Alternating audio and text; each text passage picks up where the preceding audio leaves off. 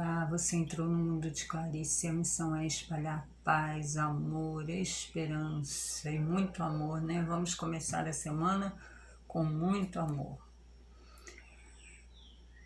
A mensagem hoje é joio.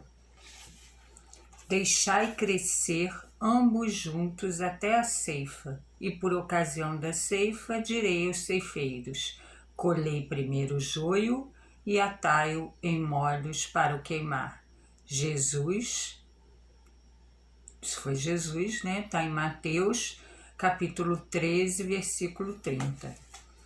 Quando Jesus recomendou o crescimento simultâneo do joio e do trigo, não quis senão demonstrar a sublime tolerância celeste no quadro das experiências da vida. O Mestre nunca subtraiu as oportunidades de crescimento e santificação do homem. E, nesse sentido, o próprio mal, oriundo das paixões menos dignas, é pacientemente examinado por seu infinito amor, sem ser destruído de pronto. Importa considerar, portanto, que o joio não cresce por relaxamento do lavrador divino, mas sim porque o otimismo do celeste semeador nunca perde a esperança na vitória final do bem. O campo do Cristo é região de atividade incessante e intensa. Tarefas espantosas mobilizam falanges heróicas. Contudo, apesar da dedicação e da vigilância dos trabalhadores, o joio surge, ameaçando o serviço. Jesus, porém, manda aplicar processos defensivos com base na iluminação e na misericórdia. O tempo e a bênção do Senhor agem devagarinho e os propósitos inferiores se transubstanciam. O homem comum ainda não dispõe de visão adequada para identificar a obra renovadora. Muitas plantas espinhosas ou estéreis são modificadas em sua natureza essencial pelos filtros amorosos do administrador da seara, que usa afeições novas, situações diferentes, estímulos inesperados ou responsabilidades ternas que falem ao coração.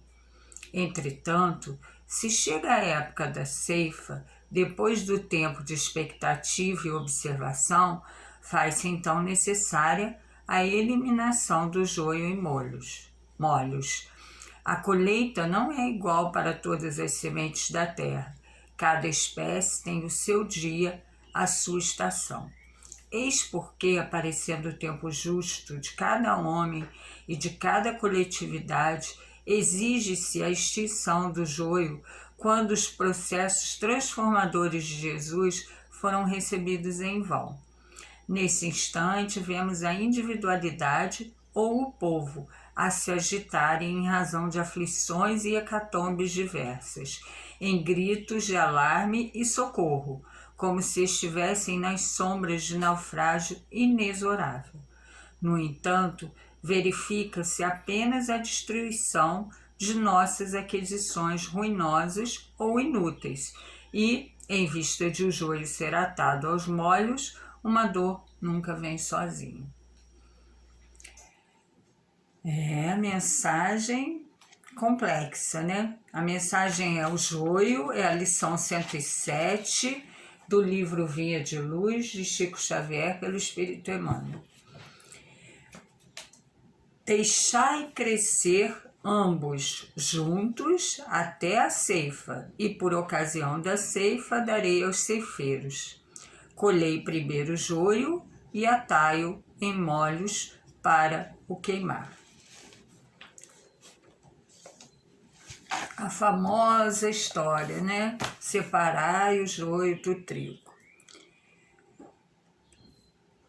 Quando Jesus recomendou o crescimento simultâneo do joio e do trigo, não quis senão demonstrar a sublime tolerância celeste no quadro das experiências da vida.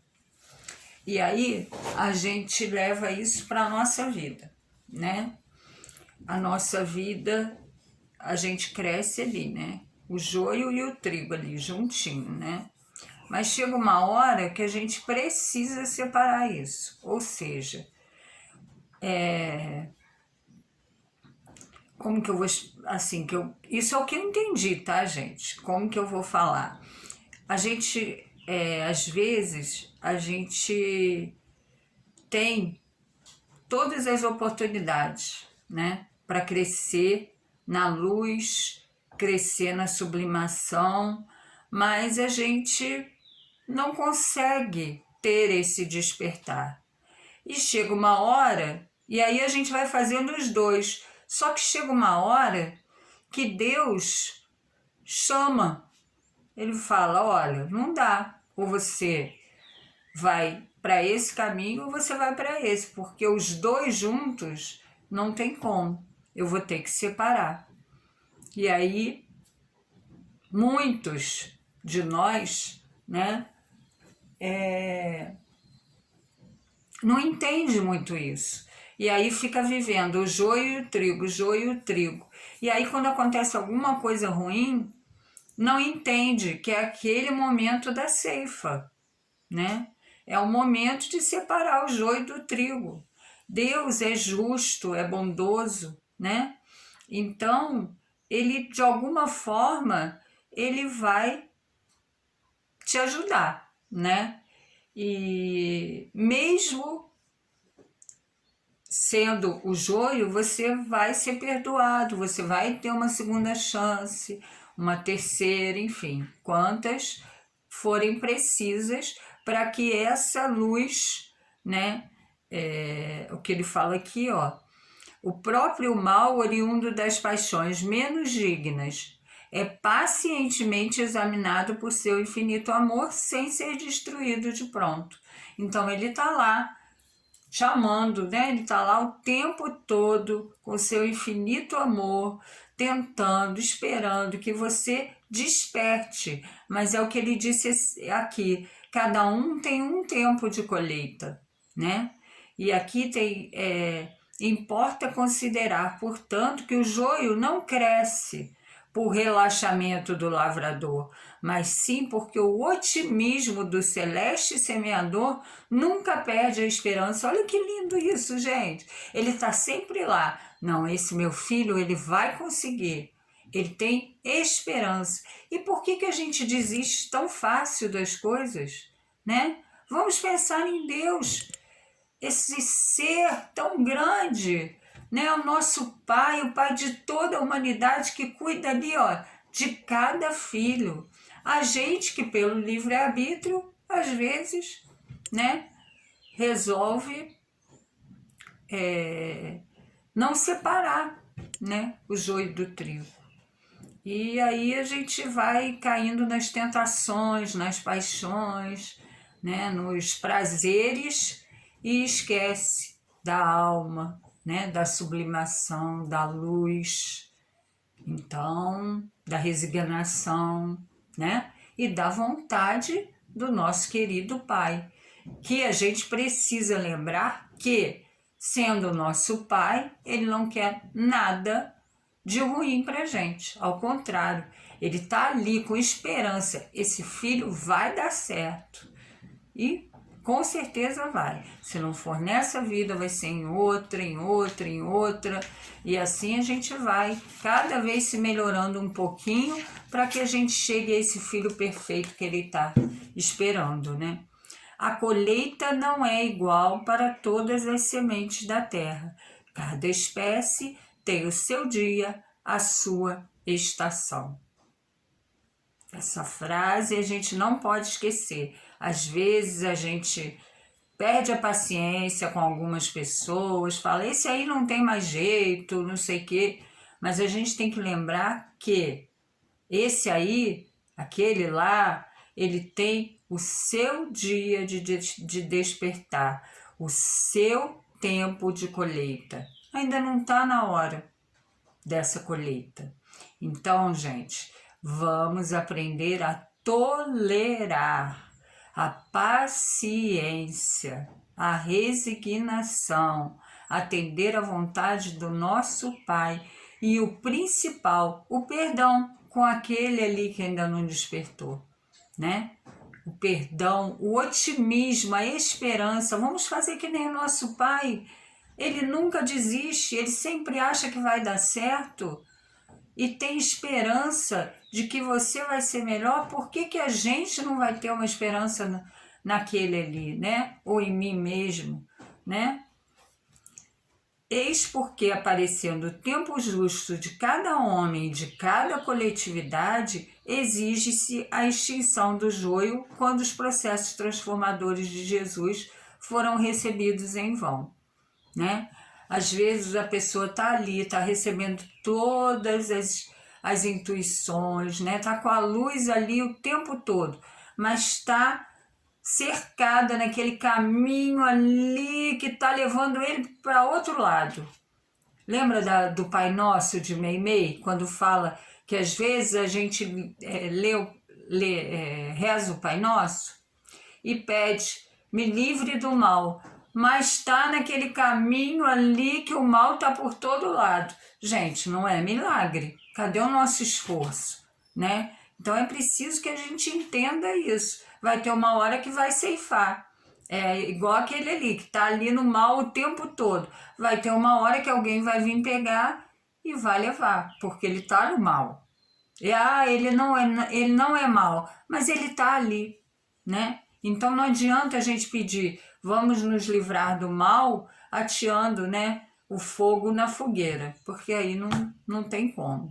Então vamos pensar nisso, isso é muito importante.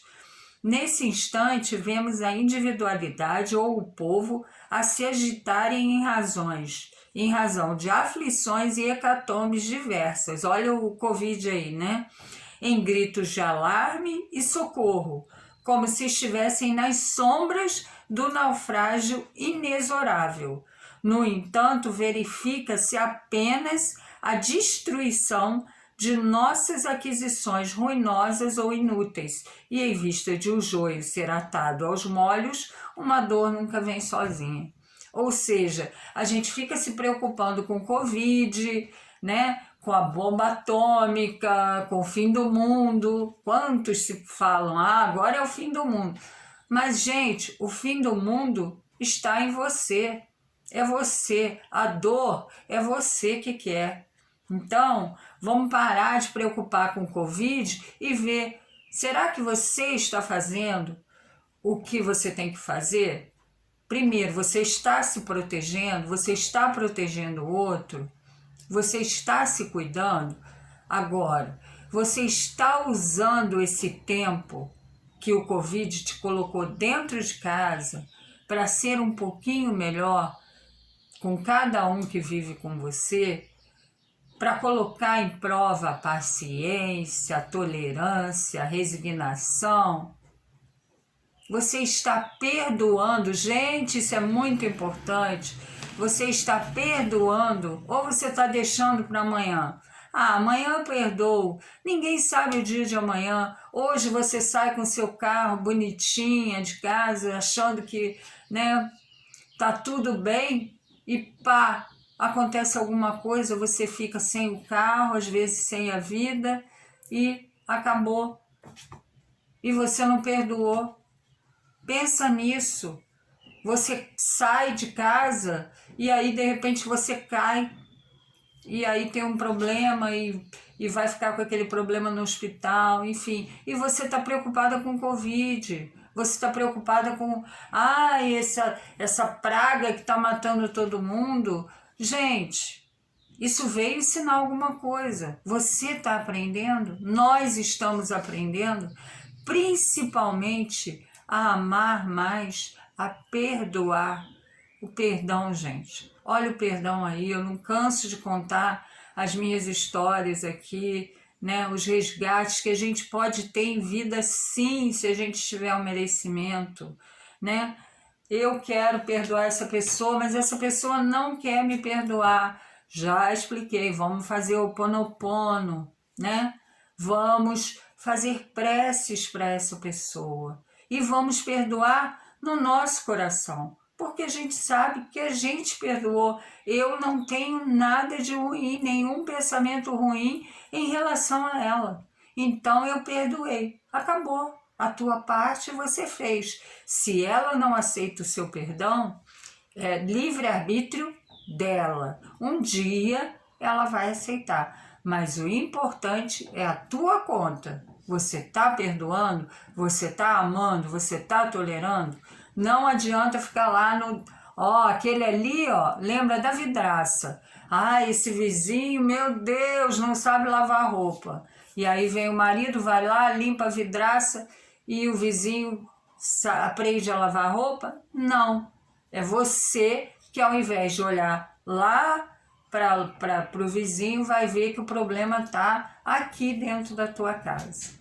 Gente, são histórias que é para a gente parar e pensar, sim, são lições de vida, né? A vidraça, a lição do espelho, uma historinha para criança, uma historinha boba, mas é a lição do espelho, é o monstrinho que a gente vira quando a gente está com raiva de alguém. E se a gente se olha no espelho, a gente leva um susto, mas a gente não é aquilo ali. Aquilo ali é fruto daquele pensamento. Agora, se eu começo a alimentar aquele pensamento, aquele sentimento ruim em relação àquela pessoa, eu viro aquele monstro sim, eu vou querer atacar, com certeza. Então, vamos pensar nisso tudo. Desculpa o áudio enorme, o vídeo é enorme, estou com áudio na cabeça. O vídeo é enorme, mas eu hoje pedi assim, filha, escolhe um livro para mim. E aí tinha o Pão Nosso, o Vinha de Luz e o Fonte Viva. Ela escolheu o Vinha de Luz, que já era o que eu queria pegar.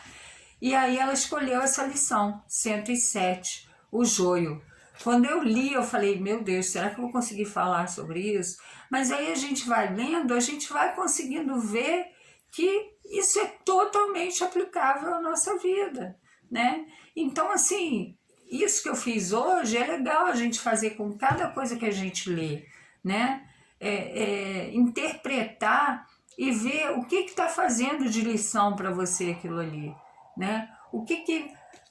Qual foi o propósito daquela leitura chegar à sua mão naquele dia? Olha que importante isso, gente. Qualquer coisa. Às vezes a gente está andando, alguém dá um papelzinho para você e ali tem uma frase que você precisava ouvir.